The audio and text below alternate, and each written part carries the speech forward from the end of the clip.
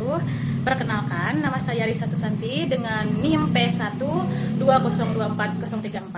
Di sini saya akan menjelaskan tentang verba untuk memenuhi tugas mata kuliah morfologi yang diampu oleh Ibu Atikah MPD. Nah, jadi verba adalah kelas kata yang menyatakan suatu perbuatan, tindakan, proses, atau keadaan yang bukan sifat. Dalam tata bahasa fungsional, verba berfungsi sebagai predikat dalam kalimat, namun dapat pula menduduki fungsi lain. Verba selalu menunjukkan adanya suatu aktivitas, bisa fisik maupun mental, atau suatu kejadian. Yang kedua, ada ciri-ciri verba. Verba dapat diidentifikasi berdasarkan ciri-ciri berikut. Nah, yang pertama, berdasarkan ciri sintaksis, yaitu posisi dalam kalimat. Dia berfungsi sebagai predikat utama. Jadi verba umumnya menduduki fungsi predikat dalam kalimat dasar. Contohnya seperti adik menangis. Adik bisa dikatakan subjek dan menangis adalah predikat. Dapat diikuti partikel yaitu tidak. Verba dapat dinegasikan atau diingkari menggunakan kata tidak untuk menyatakan tidak melakukan perbuatan. Seperti contohnya, dia tidak datang. Nah, dalam catatan berbeda dengan adjektiva yaitu kata sifat yang dinegasikan dengan bukan dalam konteks tertentu meskipun tidak juga umum. Yang kedua, ada ciri morfologis yaitu bentuk kata. Di sini pasti mengalami afiksasi. Verba dapat dilekati berbagai macam afiks atau imbuhan seperti prefiks awalan, sufiks yaitu akhiran, dan infiks adalah sisipan, atau konfiks yaitu gabungan awalan dan akhiran. Contohnya seperti menulis, berlari, terjatuh, kan, tinggikan, pertemuan. Jadi tidak dapat digabungkan dengan kata keterangan derajat. Nah, untuk selanjutnya, verba umumnya tidak dapat digabungkan dengan kata-kata yang menyatakan tingkat atau derajat seperti sangat, agak, lebih, paling.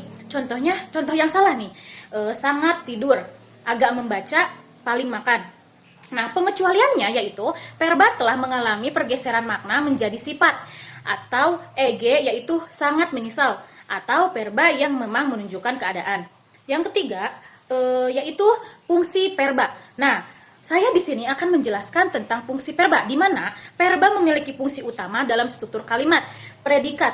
Di sini ada predikat, yaitu fungsi utama verba adalah sebagai inti dari predikat dalam klausa atau kalimat untuk menyatakan perbuatan subjek. Contohnya seperti petani itu menanam padi.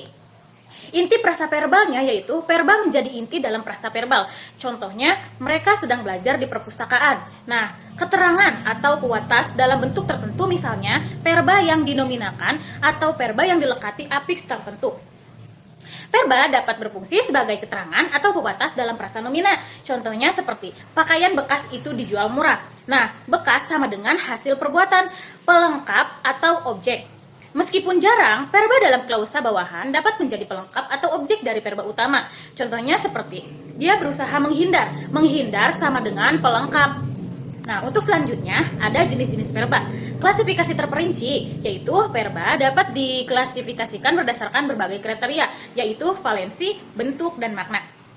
Nah, di sini ada berdasarkan valensi atau kebutuhan objek. Klasifikasi ini didasarkan pada apakah verba memerlukan objek atau tidak. Verba transitif, verba yang memerlukan objek di belakangnya. Verba ini umumnya berawalan men dan dapat diubah menjadi kalimat pasif. Atau subjek menjadi objek, bisa juga objek menjadi subjek. Contohnya seperti guru mengajar murid. Nah, verbanya itu mengajar, memerlukan objek. Verbanya itu mengajar dan langsung memerlukan objek yaitu murid. Nah, untuk selanjutnya ada subjenis, verba duitransit, yaitu memerlukan objek dan pelengkap.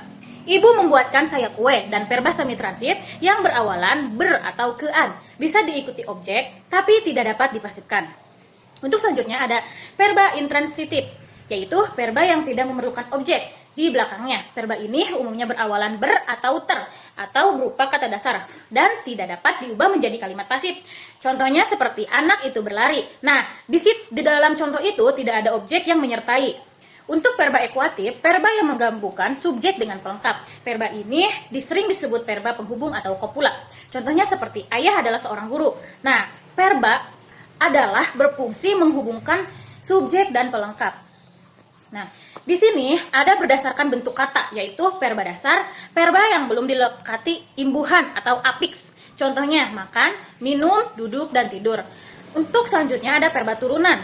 verba yang sudah dilekati dengan imbuhan atau afiksasi. Contohnya seperti menulis, berjuang, terjatuh, diambil, dan pertemuan. Nah, untuk selanjutnya ada berdasarkan makna semantis, yaitu makna yang dikandung. Verba aksi yaitu tindakan.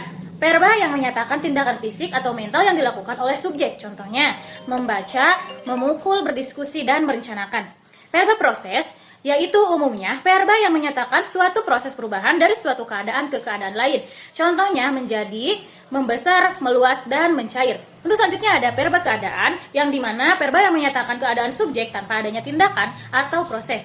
Contohnya meninggal, sakit. Nah, tapi dalam konteks keadaan gitu.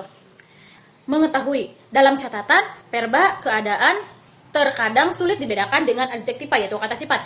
Salah satu pembedanya adalah verba keadaan dapat diikuti kata dengan yang diikuti kata sifat, sedangkan adjektiva tidak. Untuk selanjutnya berdasarkan kategori atau makna lain. Di sini ada beberapa. Yang pertama ada verba refleksif. Verba yang menyatakan tindakan yang dilakukan subjek terhadap dirinya sendiri, yaitu sering menggunakan diri atau sendiri atau saling. Contohnya, dia membersihkan diri. Nah, untuk selanjutnya ada verba resiprokal, yang dimana verba yang menyatakan tindakan timbal balik antara dua subjek atau lebih.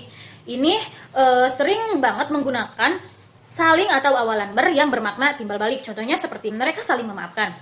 Untuk selanjutnya ada verba kausatif, yang dimana verba ini yang menyebabkan terjadinya sesuatu pada objek. Contohnya ibu memanaskan. Nah, kan di situ memanaskan adalah menyebabkan panasnya air gitu. Untuk selanjutnya ada verba modalitas, di mana kata kerja yang menyatakan sikap, keinginan, atau kemungkinan seperti mungkin, ingin, harus, wajib, dan mau. Contohnya seperti dia harus pergi sekarang.